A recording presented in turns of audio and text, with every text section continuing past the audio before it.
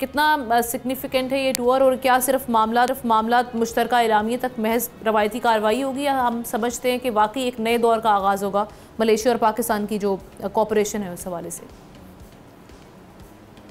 हमने एक बात तो बड़ा वाज़ेह तौर पे मेरा ख्याल है सब लोगों ने इसका तजिया भी किया है, तजर्बा भी किया है कि 80-90% हमने देखा कि जब भी सरबराह मुमलिकत पाकिस्तान से बाहर जाते हैं या बाहर से लोग पाकिस्तान में आते हैं, तो जो MOU साइन होते हैं गवर्नमेंट टू गवर्नमेंट, जो बिजनेसेस चीज़ें तय होती हैं, एक तो हार्ड जिसको कहते हैं एग्रीमेंट में ट्रांसलेट नहीं होते, और दूसरा जिस बात पे आजकल आमना जो फोकस है ना पिछले 15-20 सालों से, गवर्नमेंट के रोल को अब कम से कम मिनिमाइज़ कर दिया गया। अब तो B2B बिज़नेस टू बिज़नेस की बात होती है। अभी देखें, मुझे याद आ गया, मैं आमना 96 की बात है कि मैं मलेशिया एक दफ़ा गया था, कुछ साथियों को उन्होंने बुलाया था, तो बाहर से भी लोग आए थे, तो महातीर मोहम्मद से हमारी मीटिंग हुई थी और मैं बिल्कुल उनके पास बैठा हुआ था, और दो चीज़ें मैंने अपने कॉन्टेक्स्ट में पूछी पाकिस्तान के हवाले से। एक तो तरक्की, मैंने कहा जी आपने कैसे की, हमें आप क्या एडवाइस करते हैं कि क्या होना चाहिए, जो मुझे अभी तक नहीं बात भूलती उनकी। एक वो ये कह रहे हैं कि सरकारी सरपरस्ती एक हद तक ठीक होती है, दूसरा उन्होंने कहा कि इसके लिए आपको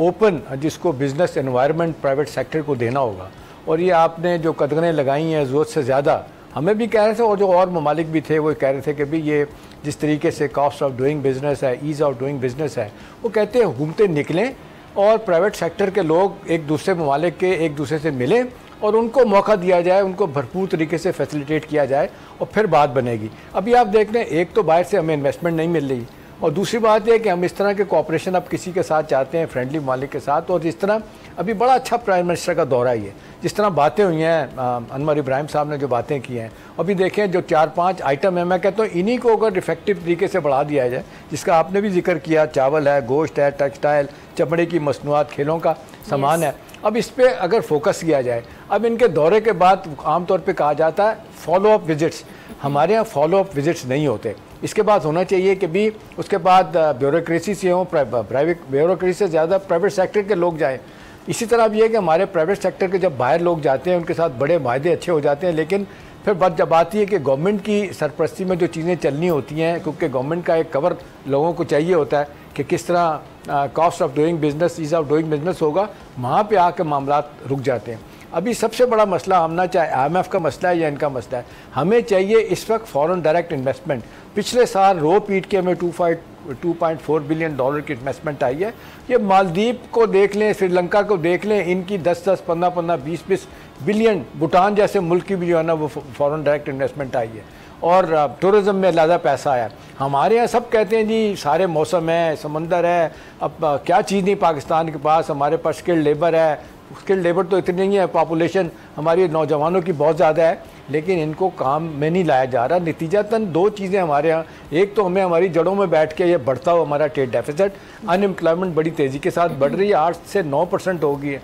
हम ना पढ़े लिखे लोग बाहर निकल के आ रहे हैं, जॉब्स नहीं है, बड़ी बड़ी कंपनियां छोड़ के जा रही हैं, लोकल इन्वेस्टर अपने कारोबार को बंद कर रहे हैं। कल ही खबर आई है एक टेक्सटाइल का एक बड़ा यूनिट जो है ना वो बंद हो गया। आप मुझे बताएं, टेक्सटाइल जो है ना वो तकरीबन 18 से 20 बिलियन डॉलर की टेक्सटाइल की हमारी एक्सपोर्ट होती है, वह कम से कम होती चली जा रही है। उसकी बुनियादी वजह यह है कि ये ओवर प्रोटेक्शन, हमारे मुल्क में ज़रूरत से ज़्यादा हुकूमतें जो है ना वो अपनी जो लोग हैं उनको प्रोटेक्ट करने की कोशिश करते हैं, ख़ास तौर पे जिसको कहा जाता है अनडॉक्यूमेंटेड इकोनॉमी, ब्लैक इकोनॉमी। जो लोग बैठे हैं ना वो टैक्स देते हैं ना वो टैक्स लिया जाता है, उन्हीं को फ़ायदे दिए जाते हैं, उन्हीं के लोग जो है ना असम्बलियों में बैठे हैं वो हर तरह के फ़ायदे लेके चले जाते हैं। अब सवाल ये कि अब मलेशिया जैसे मुल्क से तल्लुकात को बेहतर करना, जबकि उनकी तरफ से भी बहुत ज़्यादा आप देखते हैं कि एक तो ये कि पाकिस्तान ने जंग जीती है, पाकिस्तान न्यूक्लियर स्टेट है, डिफेंस में हमारा वो कॉपरेशन हर मुल्क बढ़ाना चाहता है, हम भी कहते हैं जी बढ़ाएं। अब आसियान में तो अब देखें जिस तरीके से फुल मेंबरशिप तो हमें नहीं मिल सकती, क्योंकि वो रीजन के ममालिक की है, पार्टनर्स का डायलॉग का एक हमें एक सिलसिला मिल जाए तो उसमें भी बहुत कुछ हो सकता है। और इम्पॉर्टेंट बात आमना यही कि जब भी हमारे कमर्शियल अटैचीज़ काम करते हैं, थोड़ा बहुत मैंने तजर्बा किया है, पाकिस्तान की एक्सपोर्ट बढ़ना शुरू हो जाती है। आमतौर पे हमने देखा सिफारिशों की बुनियाद पे हम कमर्शियल अटैचीज़ भर्ती करके भेज जाते हैं। जो कंसर्न लोग जो काम को जानते हैं, इवन जो अपना इम्तहान पास करके आते हैं FPSC का, और प्रेस अटैचीज़ भी लगते हैं, कमर्शियल अटैचीज़ भी जो लगते हैं, वो आमतौर पे हमने देखा कि सियासी जमातें अपने बंदे घुसेड़ देती हैं वहाँ पे कि उनको फ़ायदा मिल जाए, इनको नौकरियाँ मिल जाएँ। लेकिन यह नतीजतन होता है क्या है कि फिर वो जो काम करना होता है एक सीजन कमर्शियल अटैची का, अगर उसकी बैकग्राउंड कमर्शियल और बिज़नेस किया है तो वो नहीं हो सकती। तो हमें तो